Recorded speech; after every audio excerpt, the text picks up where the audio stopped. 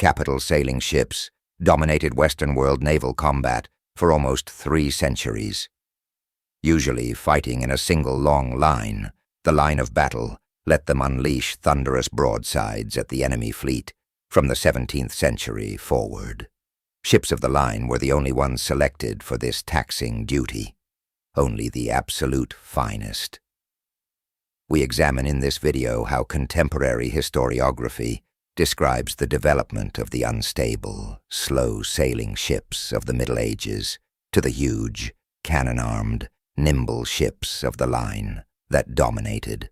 Until the 17th century, the basic technique that characterized naval combat was to approach enemy ships, to weaken them, and then get into melee in order to board them. Over time, sailors and strategists devised a huge range of tactics, but the essential concept remained the same. After the 12th century, medieval ships slowly evolved to meet this process. Sailing ships of the time were built high and featured massive superstructures in the stern and bow, so-called castles.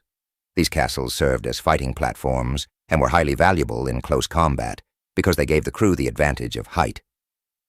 Sailing ships rapidly had an edge over galleys, which used to be the main type of warship, especially in the Mediterranean.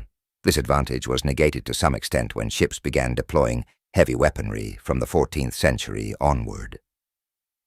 The towering but rather unstable sailing ships were significantly less ideal to carry big guns than the relatively flat galleys with their low center of gravity.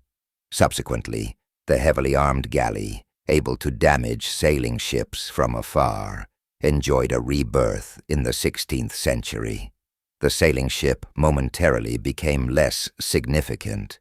Check out our other video on naval warfare for more about that. According to the expert on naval warfare, Louis Sicking, the sailing ship caught up slowly but gradually.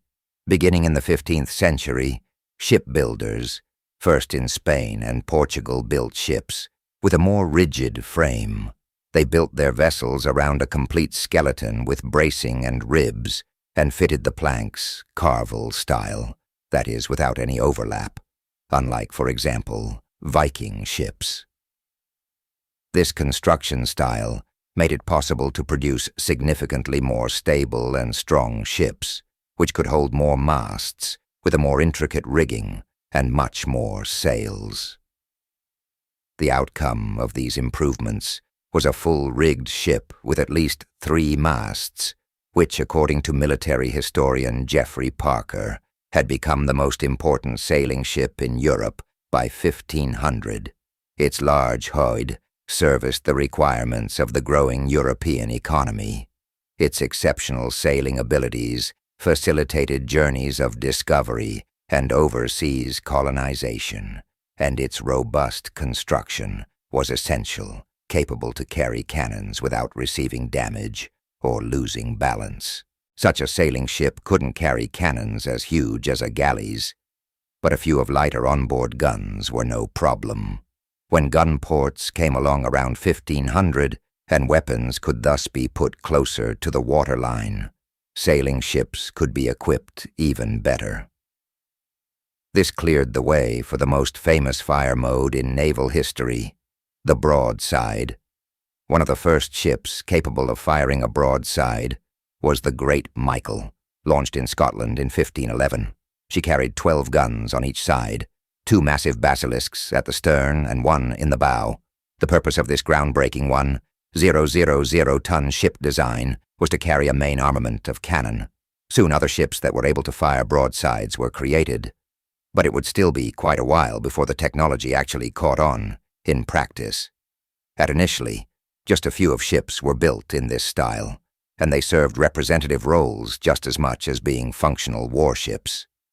Many of them were not sunk by the enemy, but were financially unsustainable, such as the Great Michael, whose upkeep took around 10% of the entire Scottish state income.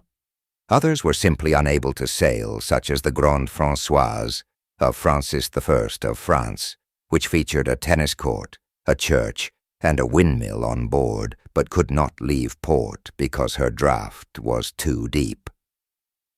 Subsequently, there were many that failed because of mishaps, such as the renowned Mary Rose, which sank in 1545 because, overloaded with guns and troops, she swung in the wind and was subsequently inundated via the gun ports that had been left open. So, albeit the requirements for the broadside were in place, there were still challenges in practical application. Low-lying gun ports plainly involved some risks, but they were a critical innovation because they massively improved the chance of hitting the hull of an enemy ship. Still, a number of disadvantages remained unaddressed. A sailing ship found it much harder to take aim because it depended on the wind, as opposed to a galley that could be stabilized by its oars. There was also a tactical difficulty.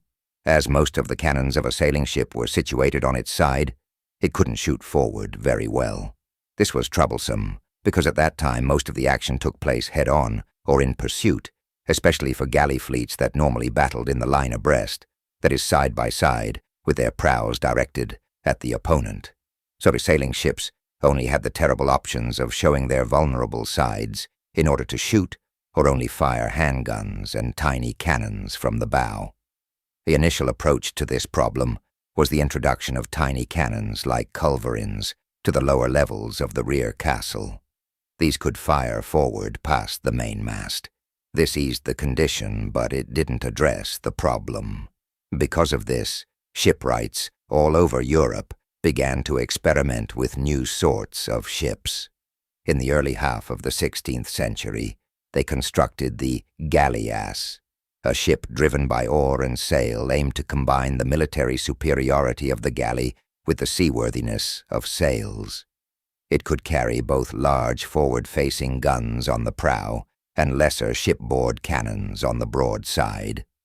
This period also witnessed the birth of the galleon, which would be one of the most important types of ships deployed in naval combat long into the 17th century.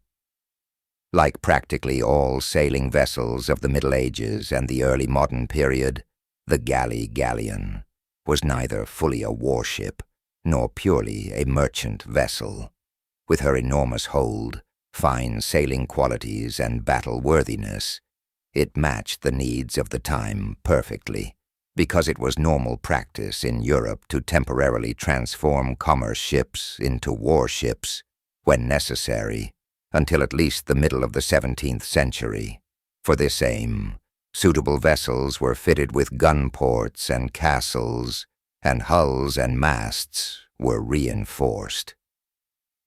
This approach allowed it able to draw on a reserve of ships in case of emergency without having to maintain an expensive war fleet that was of little use in peacetime.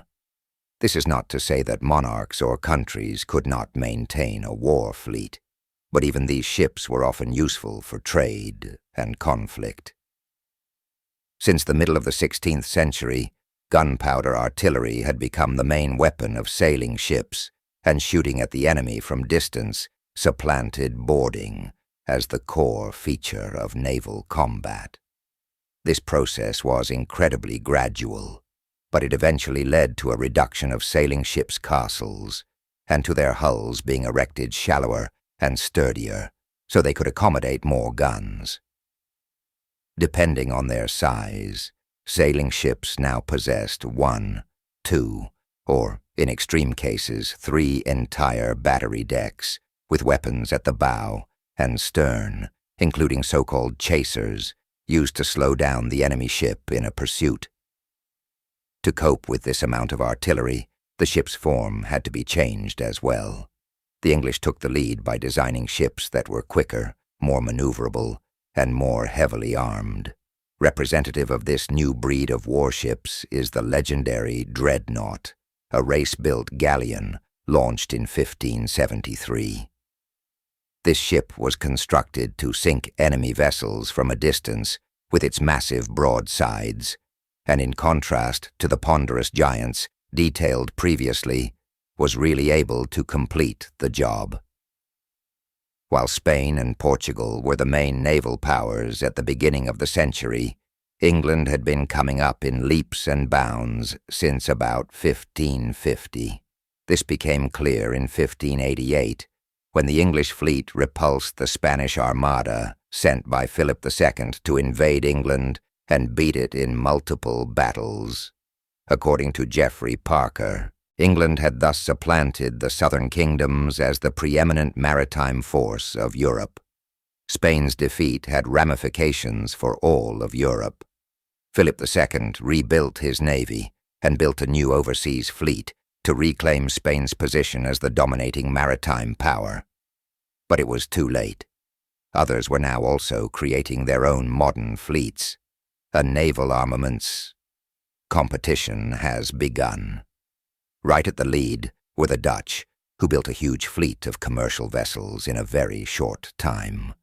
As indicated before, this allowed them a large pool to draw on for martial purposes as well. By the end of the century, the Dutch could not only keep up with the war fleets of England, France, and Spain, but even possessed a surplus of ships, which they could rent out to other powers. In the wake of this weapons race, new types of ships, created with a heavier emphasis on martial goals, most famously the frigate, which according to the historian Robert Stradling was the first generation of specialist fighting ships in the West outside the Mediterranean. All Atlantic powers now began to build superclass ships. Ships like the Prince Royal, built in England in 1610, were no longer just armed sailing vessels. They were larger than most English country houses and mounted with more cannon than many strongholds. Yet substantial elements of this ordnance, notably the broadside cannons, were not deployed to their full extent because it was still normal to approach the enemy prow forward. This constrained sailing ships to their pursuing guns, while the capacity of broadsides remained largely unexploited. Chapter 2. Adopting the Line of Battle. In the first half of the 17th century, the admirals of Europe began to experiment with new tactics, especially in England and the Dutch Republic.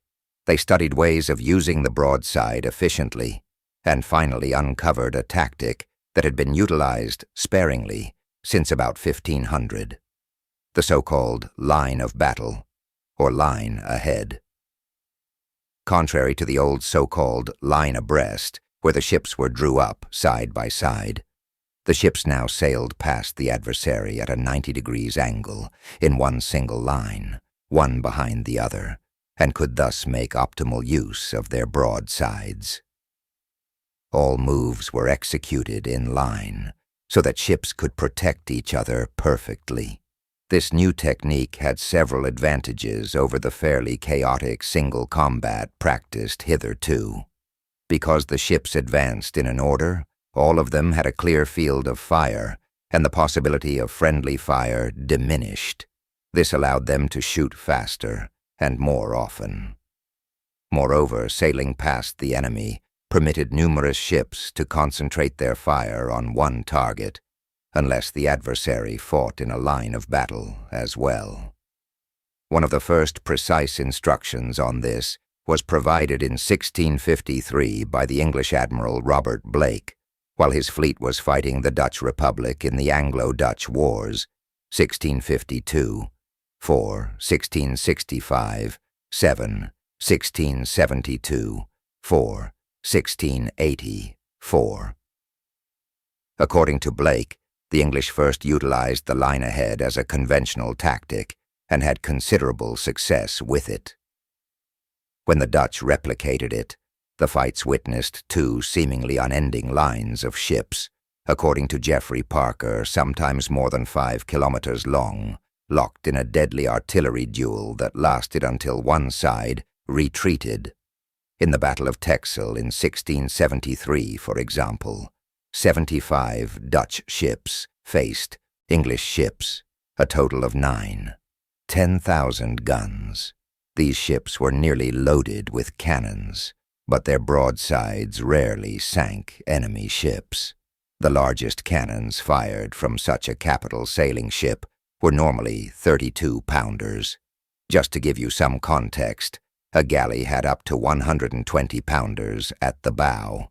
although they could puncture the hull of a ship very easily and constituted a terrible threat to anyone in and on the ship, the structural integrity of the ship was almost ever at jeopardy. It was considerably more usual that ships would surrender because they were unable to maneuver due to, for example, a broken mast, a fire, or high fatalities. Ships were rarely sunk. Nevertheless, the efficiency of the new tactic captivated the admirals of Europe, and gradually all European naval forces adopted the line of battle. In order to avoid weak points, only the best and strongest ships were selected to battle in the line. These became known as ships of the line. The fights of the English-Dutch wars not only revealed that the future belonged to the line of battle, but also that converted merchant ships were inferior to ships built expressly for the objective of fighting. The new technique favored particularly large and stable ships that carried a lot of ordnance and held their ground in the face of intense fire. As a result, commerce vessels gradually lost their military importance. The first great standing war fleets developed, and the naval powers of Europe began to build ships specifically adapted for single-line battle. Nevertheless, the ships of the line were far from uniform and, according to Stradling, differed from country to country, from shipyard to shipyard, and even from ship to ship. In the 17th century, most ships of the line had 2 or 3 decks, equipped with a total of 50, 100 guns, those holding 90, 100 being quite rare. Soon technological innovations, such as lighter cannons and better rigging, made it possible to build even larger ships. In the 18th century, a first-rate ship of the line carried at least 100 guns. A ship with 50 guns was usually already deemed too small for the line of battle. A&M. The 18th century also witnessed a significant degree of standardization. From the 1730s onward, the 74, a 2-decked ship which combined good sailing capabilities with huge firepower, became the most frequent ship of the line. Now, the usual fleet consisted of a first-rate flagship, 10, 25 lesser ships of the line, and some auxiliaries. Such fleets came to dominate the waters of the world until well into the 19th century, when they were gradually displaced by the steam-powered ironclad, the progenitor of the modern battleship.